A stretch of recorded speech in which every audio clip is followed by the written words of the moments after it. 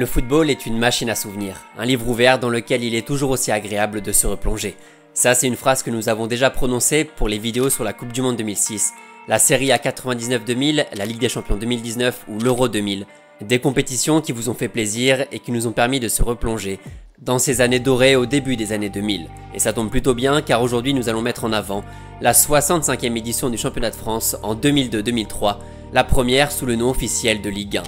Un nouveau nom pour la Ligue de football professionnelle, LFP, et une nouvelle appellation pour la division d'élite, Ligue 1. Alors oui, celle de l'an passé était tout aussi sympathique, avec du suspense à tous les étages sauf le premier, mais celle de 2003 était peut-être encore plus belle et c'est bien celle-ci qu'on va essayer de décortiquer aujourd'hui.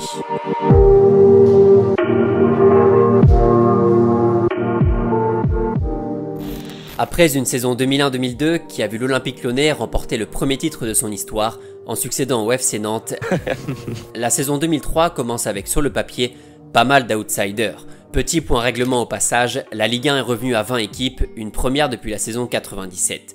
Le marché des transferts a été plutôt calme dans l'Hexagone et à part les arrivées de Petr Cech au Stade Rennais, de Mahamadou Diarra à l'OL et le prêt du madrilène Savio à Bordeaux, il n'y a pas grand chose à se mettre sous la dent. L'AS Monaco peut prétendre à la couronne avec son quatuor offensif Shabani Nonda, Ludovic Joly, Jérôme Roten et Dado Percho. La JOCR de Giroud qui a fini sur le podium la saison passée, on retrouve là-bas la charnière Mexès Boumsong et un trio devant composé d'Olivier Capot, Khalilou Fadiga et bien sûr Djibril Cissé. L'OL fait évidemment partie des favoris après son titre avec Juninho, Louindoula, Carrière, Govou, Anderson et Vicage Dorasso. Mais le coach a changé. Fini Jacques Santini, place au jeune Paul Le Guen. Je pense quand même que celui d'entraîneur est plus éprouvant, en tout cas sur le plan psychologique. Les Girondins sont bien armés eux aussi, avec Paoletta, Jean-Claude Darcheville, Savio, Pascal Fenduno et Kamel Meriem. L'OM de Bakayoko, Leboeuf et Van Buiten espère faire mieux que l'an passé et sa triste 9e place. Tandis que le RC Lens, dauphin des Lyonnais la saison précédente, va tenter de réitérer son exploit grâce à Daniel Morera, John Utaka ou encore Antoine Sibierski. Le Paris Saint-Germain évidemment espère accrocher le podium malgré un effectif peut-être un peu juste après les départs d'Okocha, d'Anelka, de Mikel Arteta et d'Edouard Cissé.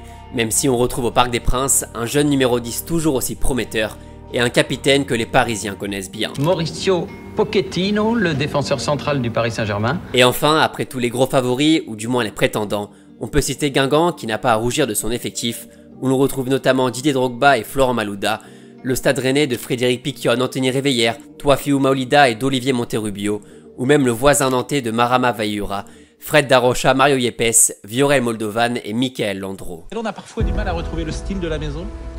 Oui, on en entend beaucoup parler. À domicile, c'est de plus en plus difficile de s'imposer. On le voit encore avec de nombreuses victoires à l'extérieur. Bastia, de son côté, peut espérer quelque chose avec Michael Essien, Lilian Lasland, Florent Maurice et Laurent Batles. Bref, il y a des beaux petits noms un peu partout, des noms qui respirent la Ligue 1 des années 2000, celle de Romain Pitot, de Mamadou Niang, de Daniel Louboya et de Rafik Saifi. Plusieurs équipes semblent avoir les armes pour aller titiller les soldats de Jean-Michel Aulas et remporter le championnat. Mais l'aventure sera longue et la densité des effectifs ne va pas rendre les choses faciles à tout le monde, et ça, on va vite s'en rendre compte. Le 2 août 2002, c'est la rentrée, la première rencontre de l'année. En plein chassé-croisé des vacances, Bison Futé voit noir, Juninho lui voit rouge. Une bonne ogive des 30 mètres pour lancer la saison de son équipe, qui mène tranquillement 3-1 dans les dernières minutes du match contre Guingamp. Sauf que Cédric Bardon d'abord, puis Drogba quelques secondes plus tard, vont complètement renverser la rencontre. Surnombre avec Drogba, la surface de réparation et l'égalisation de Guingamp grâce à Drogba dans les arrêts de jeu. On la sentait venir. Cette belle Ligue 1 qui nous attend, et ça va continuer à bombarder à droite et à gauche. Marcelo Gallardo envoie son petit coup franc, Juninho aussi comme d'habitude, il en mettra plusieurs dans la saison. Djibril Cissé quant à lui s'envole dans le ciel de la baie des Champs. La GIA qu'on retrouvera plus tard pour un but collectif exceptionnel qui nous rappellerait presque la demi-finale de 2018. Un peu de folie à Louis II grâce à Jérôme Roten et la même chose du côté du stade Félix Bollaert. Des buts splendides, il y en aura de partout dans cette saison. De la Bretagne à la Bourgogne, de cette frappe de loin magnifique de Shabani Nonda au festival de Paulo César. Sombrero demi-volé dans la lucarne, un peu de chaleur brésilienne dans la grisaille de l'automne. Mais c'est un autre Brésilien qui va émerveiller tout le monde, un jeune de 22 ans arrivé en 2001 dans la capitale française. Ronaldinho, numéro 10 dans le dos et auréolé d'un statut de champion du monde, va commencer par un doublé dans le Classico contre l'OM, avant d'aller marquer un bijou solitaire contre l'en avant Guingamp. Jérôme Leroy, Ronaldinho s'est effacé, il a éliminé Poissy, Ronaldinho toujours à l'entrée de la surface, Ronaldinho encore, quel but exceptionnel! Un but venu d'ailleurs qui oblige Luis Fernandez à le remettre titulaire 2 semaines plus tard contre l'OM au Vélodrome, et là encore, la magie va opérer. L'OM est humilié 3-0 à domicile, impuissant face au talent de Ronny qui termine le match avec un but et un presque deuxième, Jérôme Leroy ayant calé son meilleur tacle pour envoyer la balle au fond des filets. Cette édition nous offrira d'ailleurs pas mal de matchs spectaculaires, les Lyonnais qui renversent les Girondins 4-2 à Gerland, c'est même Bordelais qui résistent face aux Rennais pour une victoire 4-3, avec 6 buts marqués en deuxième mi-temps. On assiste aussi à quelques corrections, le PSG qui en passe 5 contre les Girondins, même tarif pour le LOSC au stade de la Route de Lorient, Monaco qui prend le premier set contre 3, imité par l'OL contre Sedan et les Girondins contre Ajaccio. Résultat des courses, le championnat est super serré après la première partie de la saison et les 7 premiers du classement se tiennent en 4 petits points.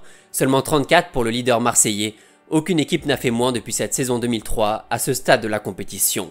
C'est un peu compliqué d'établir une hiérarchie claire et précise étant donné que chaque équipe semble dangereuse et personne ne sort vraiment du lot. Les surprises sont plutôt la présence de l'OM et l'OGC Nice aux 2 premières places du classement. On les attendait pas forcément aussi haut, surtout les Niçois, qui viennent de remonter en première division. Et moi je leur disais non, vous allez être surpris, vous allez être étonnés, il y a un engouement, il y a un état d'esprit. Ils me regardaient, l'air de dire bon, t'es gentil mais tu vas pas être là longtemps quoi. L'autre surprise, les Girondins seulement 11e, malgré un effectif largement taillé pour viser le podium. Il y a donc du suspense un peu partout, et ça, c'est une super nouvelle pour la suite de la saison. Donc il y a 3 points, il faut prendre 3 points, c'est tout. Dans le bas du tableau, les Stacks, Sedan et Le Havre repartent vers l'échelon inférieur, les Havrais étant à 2 doigts d'accrocher leur maintien après une belle victoire contre Nice lors de la 38e journée. Devant eux, Ajaccio, Montpellier et surtout le Stade Rennais peuvent souffler, la Ligue 2 n'est pas passée loin. Rennes se maintient en Ligue 1 grâce à son succès 3-1 face à Montpellier. Dans le ventre mou, on retrouve un paquet d'équipes avec Strasbourg, Bastia, le PSG et Nice qui a complètement craqué dans la dernière ligne droite. Premier après 21 journées, les Aiglons de Kaba Diawara finissent seulement 10e.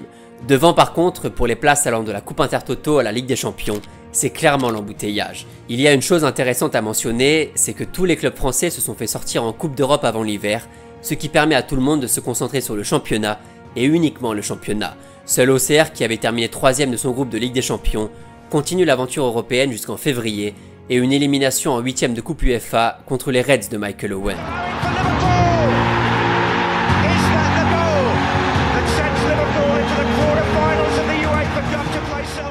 Au soir de la 28e journée, Marseille et Monaco sont devant, pas très loin devant l'Agia et surtout l'OL, qui va se mettre en ordre de marche. 6 matchs, 6 victoires, dont 2 arrachés dans les dernières minutes contre Le Havre et Nice.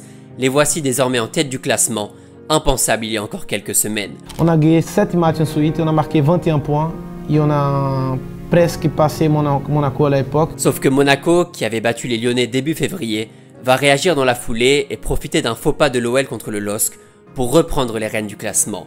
Le championnat s'enflamme, les deux équipes sont à égalité de points avec l'OM et Bordeaux dans le rétro, les Girondins qui finissent très fort. Avec 31 points pris sur 42 possibles depuis la trêve hivernale, ils peuvent encore créer la surprise. Et juste derrière, à la 5e place, on retrouve de magnifiques Sochaliens qui jouent crânement leur chance et ont fait de Bonal une forteresse imprenable durant toute la saison.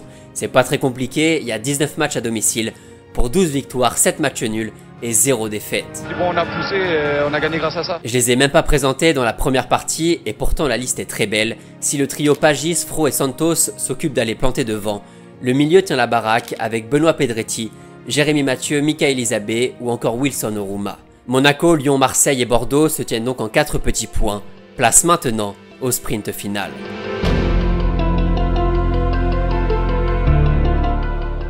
Bon, l'ASM et les Girondins vont se cramer les ailes dès la journée suivante. Si Bordeaux peut dire au revoir au titre, la faute à Djibril Cissé, l'AS Monaco a laissé filer une cartouche, défait 2-1 au Parc des Princes, après des buts de Fabrice Fiorez et de Ronaldinho. Monaco a perdu 2-1, Monaco qui scelle du terrain. Une semaine plus tard, c'est au tour de l'OM d'entériner ses chances de pouvoir remporter un nouveau championnat, le premier depuis la fin de l'ère JPP en 1992.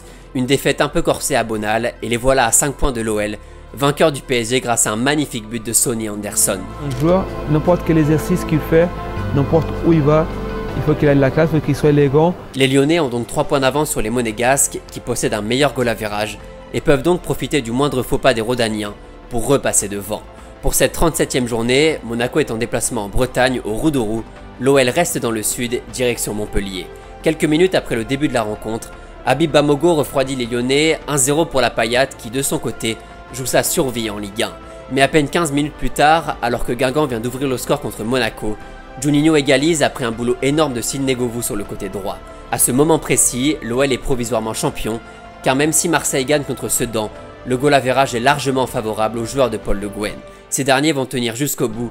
Monaco va concéder un deuxième puis revenir et va finalement craquer à la 89e minute sur un but de Florent Malouda, qui permet d'ailleurs à son club d'accrocher la 7e place, synonyme de coupe intertoto. C'est donc désormais officiel, en ce soir du 20 mai 2003, après un chassé-croisé infernal qui a duré toute la saison, après 20 changements de leader sur 38 journées et un mano à mano à distance entre les deux équipes les mieux armées sur le papier, l'OL remporte son deuxième championnat de France.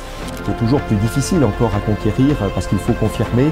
Alors là, la joie intérieure et la satisfaction personnelle est encore plus profonde, d'une part parce qu'on la mesure mieux, il y a moins d'intensité émotionnelle et plus de réflexion. Et je dirais que la qualité jubilatoire de ce résultat est encore plus profonde pour ceux qui y participent. Le deuxième consécutif pour le club de Jean-Michel Aulas, la confirmation que cette prise de pouvoir n'est pas éphémère et va durer encore quelques années. L'OL, qui a marqué moins de buts et en a pris plus que l'AS Monaco, a très bien géré cette deuxième partie de saison, un sacre arraché dans le sprint final, profitant des trous d'air de son principal adversaire. D'ailleurs, pour cette 38e journée, les Lyonnais vont en avoir un très gros, défait 4-1 à Gerland, contre les deux fantastiques de l'an avant. Malouda, qui rejoindra l'OL quelques semaines plus tard et participera activement à la conquête des autres titres. Au niveau du classement, c'est donc ultra serré puisque seulement 6 points séparent l'OL, champion, des Bretons qui finissent à une très belle 7e place, juste derrière Auxerre et Sochaux. Pour finir, on va faire un petit point sur le classement des buteurs. Chabal Londa termine largement devant avec 26 buts. Il paraît que Marseille ils ont perdu à Nantes. C'est bien pour nous, on récupère la deuxième place, c'est ce qu'il fallait faire et puis personnellement je termine meilleur buteur. C'est une saison fabuleuse pour nous. Bien aidé par les 18 passes D de Jérôme Bretagne, qui domine largement sa discipline. Derrière le Congolais, on retrouve Paoletta avec 23 réalisations, ainsi que Didier Drogba, auteur d'une magnifique saison qui lui ouvrira les portes de l'Olympique de Marseille. Djibril Cissé, Henri Camara et Juninho sont les suivants dans ce classement. Du côté des passeurs, Roten a écrasé tout le monde, Yann Lachoueur finit deuxième avec 11 unités, le podium étant bouclé par son coéquipier auxerrois, Kalilou Fadiga. Et pas très loin, on retrouve aussi Ronaldinho, auteur d'une superbe saison. Voilà un peu tout ce qu'on pouvait dire sur cette édition 2002-2003 du championnat de France, avec la victoire finale de l'Olympique Lyonnais dans une course fabuleuse pour accrocher les places européennes. Une vidéo qui fait toujours plaisir et qui permet de se remémorer une partie des joueurs passés par notre belle Ligue 1. En tout cas, j'espère que ça vous a plu. Encore une fois, si vous avez des idées pour une prochaine vidéo sur ce concept, sur un autre championnat ou une Coupe d'Afrique des Nations par exemple, mettez-les en commentaire, ça pourra me donner une idée pour le prochain format.